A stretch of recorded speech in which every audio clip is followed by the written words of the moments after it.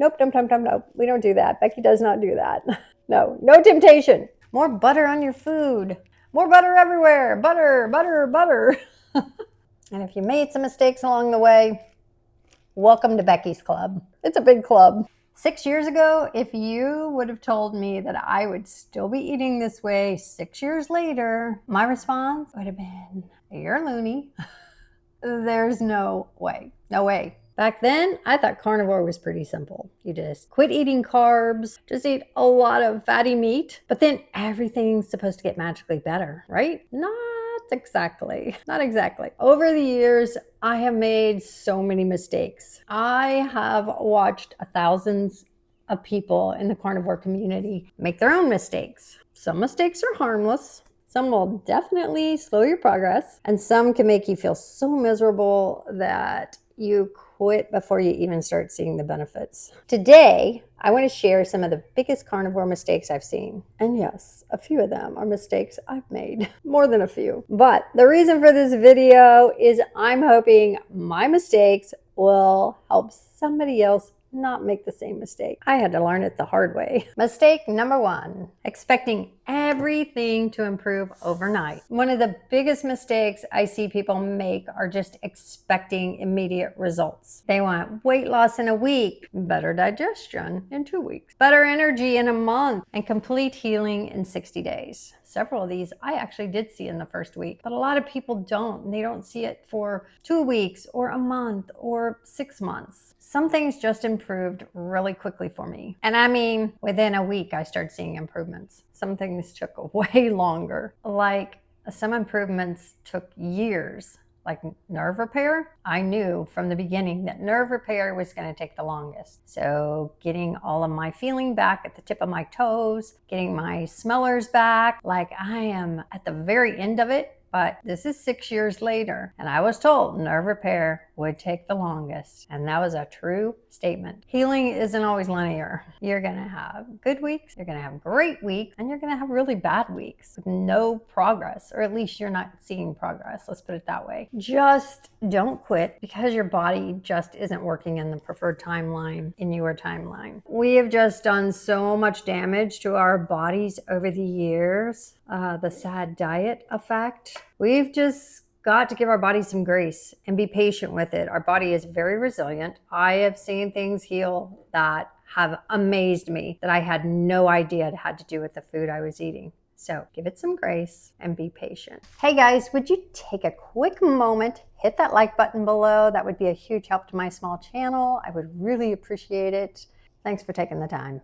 Mistake number 2, trying to be too perfect. I think this one hurts more people than anything else. People just get obsessed, whether it be the ingredients or the labels, the tiny mistakes, and just wondering all the time, am I doing carnivore correctly? Am I doing it right? We come from an era where we have been told to track and read and count.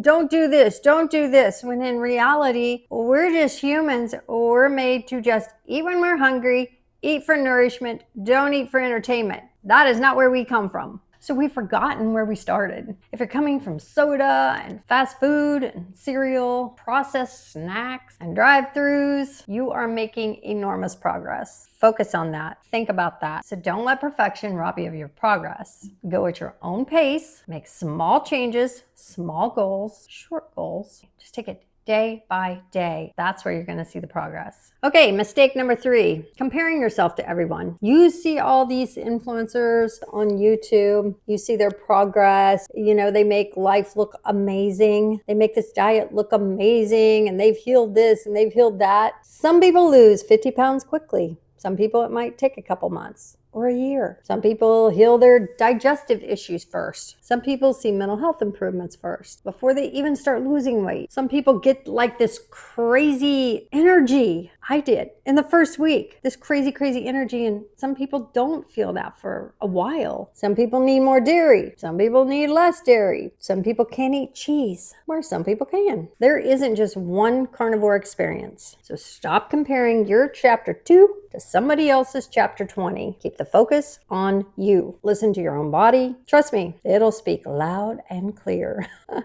Loud and clear. Mistake number 4, chasing every carnivore trend. There's lots of them out there. One week, it's this supplement. The next week, it's a new protocol. Then there's a new challenge every week. There's a new guru out there. Sometimes the answer just isn't more complexity. It's just simply eat the meat, get your electrolytes, just try and move when you can, get enough sleep. Sleep's important. Mainly, just give it time. Give it time. Be consistent. Consistency beats novelty all day long, every day. Okay, mistake number 5, not eating enough food. This is especially common coming from people that are used to dieting. You spend years restricting because we were told to. And then you find the carnivore diet and they're like, eat till you're full, eat till you're full, eat as much as you want. What a crazy concept. Your body needs nourishment. We can't starve ourselves like we've been told to. So do not be afraid to eat when you're genuinely hungry. And trust me, the carnivore diet is the most nutritious diet you will ever eat. Mistake number 6, thinking more fat is always better. Fat is a tool. Do not be afraid to use it. However, there was a point where I thought eating more butter was better because you're seeing it all over the internet. Everybody's like, eat butter, eat sticks of butter, put butter in your coffee, more butter on your food, more butter everywhere, butter, butter, butter. It was crazy. Now in the beginning, I get it because I was so starved of it. But a year, 2, 3 years later, seriously, some people that works for. And for other people, it just becomes unnecessary calories. I know we're not supposed to talk about calories, but when we come from an era of just eating, well, that's when it does make a difference. It can cause unnecessary eating, a little bit of digestive issues, or even stalled progress. You have to make the shift in how you think. Fat is necessary. Fat is good, but fat can also be overconsumed. So when you're seeing this on the internet, just keep thinking, what? That's kind of like how I was eating, where I was just overconsuming stuff.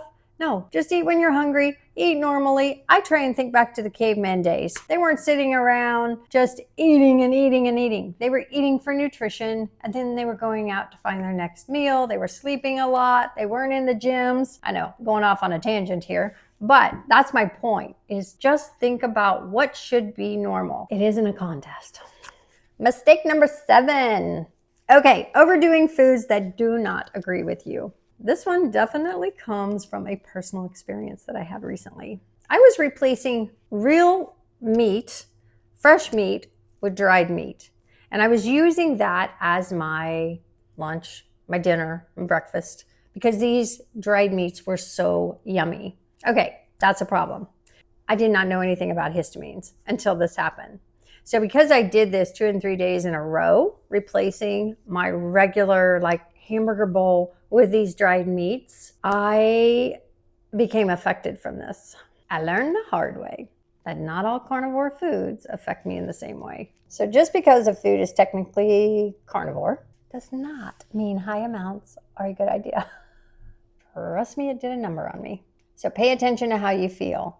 Your body is smart and it will often tell you when something is not working, even if it's carnivore. Okay, let's go to mistake number 8. Keeping your trigger foods within reach. This is not talked about enough. Many of us have addictive tendencies around food. It's the world we grew up in. Me, huge addiction. I have an addictive behavior anyway, but for some people it's sweets. Some people it's just cheese and dairy. For some it's keto treats. One of the best things I've learned is I don't have to prove my willpower because I don't have a lot of willpower. I own that.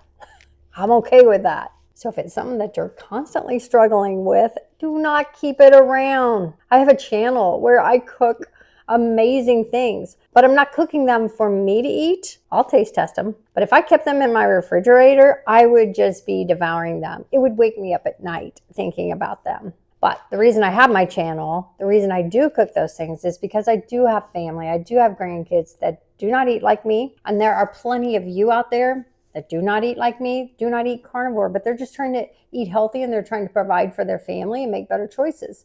That's what my channel is all about. Trust me, I have thrown many items of temptation away in the trash and sprayed some Windex on them. Know why?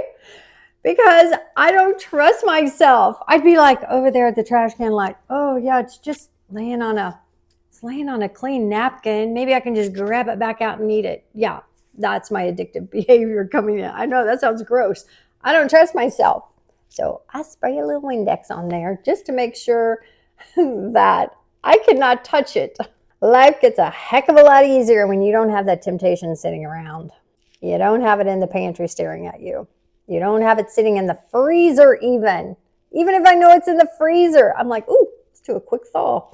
Nope, nope. We don't do that. Becky does not do that. No temptation. All right, let's do mistake number 9. Thinking recipes mean you're doing carnivore wrong. I completely disagree with that idea. Some people say if you need recipes, you're not really doing carnivore. I don't see it that way. Recipes helped me transition. Recipes help families that are trying to cook for their children and their grandchildren and their spouses. We have to teach each other how to cook healthy food, use healthy ingredients. What are healthy ingredients? What's out there? What's available? We have got to keep teaching each other that and sharing what we know. Recipes just help people stay compliant. And again, the reason I make them for my channel isn't because I need them today, but it's because I needed them 6 years ago when I started this journey. If a recipe will help someone else stay on track and heal themselves, that is a win. That is a huge win. And that's what my channel is about. So don't let all the noise, don't let the carnivore people get the best of you. Do your journey, do what works. And if making recipes work for you, watching people make recipes, do it. This is a big one for me. Mistake number 10. Thinking that you have to eat things that you don't like. Don't eat foods that you hate. You don't have to. Let's talk about sardines. I have tried them. I have really tried, but I still struggle with them. And I don't know why. I love fish. Some people just really love them. I do not. They're okay, but they're not something that I crave. They're not something that I reach for. So instead of forcing myself to eat foods that I dread, I try to look for alternatives. For example, sardines are very high in omega-3s. And I know omega-3s are important. I found a very quality fish oil that I use, and I have done my test, and my omega-3s are in a great range as a result. Here is the fish oil I use. Dark container. It's got really good reviews. This is not paid or sponsored by them. It's just something that I have always used. So I really like it. I take a quick swig of it. I do not get the flavored. I don't like the flavored. Plus it's got extra stuff in it. So this is just plain. I take a quick swig of it every morning. Nothing huge, just a quick swig. Small amount. Take a drink of water and I'm done. Like this to me is doable. The lesson is very simple. Don't make this harder than it needs to be. Mistake number 11, just forgetting the basics. Food matters, but so does sleep, stress management, sunlight, movement, and just recovery. If I can get outside, great.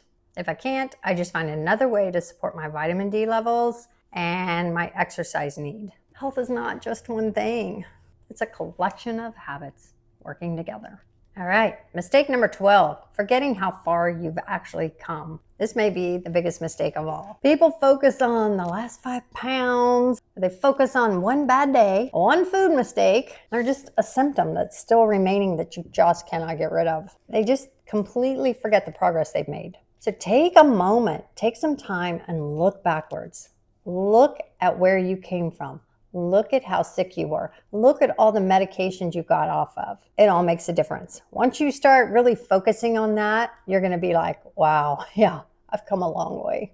Sometimes that's where you find the motivation to just keep moving forward. If there is one thing that I hope you take away from this video, every imperfect step is still a step in the right direction. So focus on just getting better, not being perfect. And if you made some mistakes along the way, welcome to Becky's Club.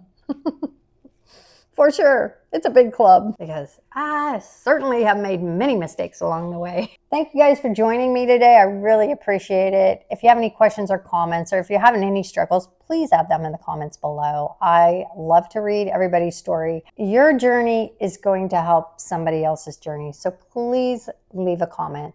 Thank you so much, and you guys have a really great week.